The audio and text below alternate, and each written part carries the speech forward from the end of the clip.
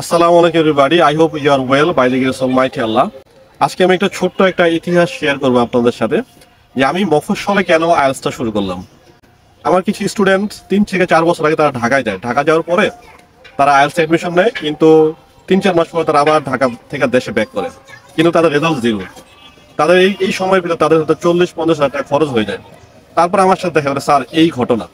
তখন আমি চিন্তা করি যে এই যে আমার স্টুডেন্ট 9-10-এ পড়িয়েছি, এদেরকে যদি আমি গাইড করতে পারি, যেহেতু আমি আগে ঢাকা যখন ছিলাম আইএলটিএস পড়িয়েছিলাম, আইএলটিএস পড়ার একটা এক্সপিরিয়েন্স আমার আছে, তো ওদেরকে যদি আমি আইএলটিএস নিজেই পড়াই তাহলে ওদের জন্য সহজ হয়, অনেক ইজি হয়ে যায়। সেই চিন্তা থেকে আমি আইএলটিএস পড়া শুরু করলাম। তো আমি যাদেরকে প্রথম দিকে পড়িয়েছিলাম তার মধ্যে কাউসার নামে ছোট ভাই ছিল। কাউসার এমনি ব্রিলিয়েন্ট স্টুডেন্ট ছিল, তো ওই কাউসার 7 পায়। কাউসার 7 পাওয়ার পরে আমার একটা উৎসাহ বেড়ে যায়, ইন্সপায়ার্ড হই আমি। দেন আমি আরো শুরু করি আশেপাশে। তো আমার বর্তমান লক্ষ্য হচ্ছে যে আমার এলাকায় যারা আছে, টঙ্গিবাড়ি, সিরাজদিখান যারা আছে এলাকাতে, আইএলটিএস হচ্ছে একটা সিস্টেম যার মাধ্যমে স্টুডেন্ট ভিসায় অস্ট্রেলিয়া, ইউএসএ, ইউরোপিয়ান কান্ট্রি সহ সাউথ কোরিয়া, কানাডা সব দেশে যাওয়া যায়। তা আমার একটা লক্ষ্য এটাই, যারা এলাকাতে আছে সবাই এটা জানুক হোয়াট ইজ আইএলটিএস। তবে ব্যাপারটা আবার এরকম না যে আইএলটিএস করলাম, ভর্তি হলাম, কিন্তু এরকম না।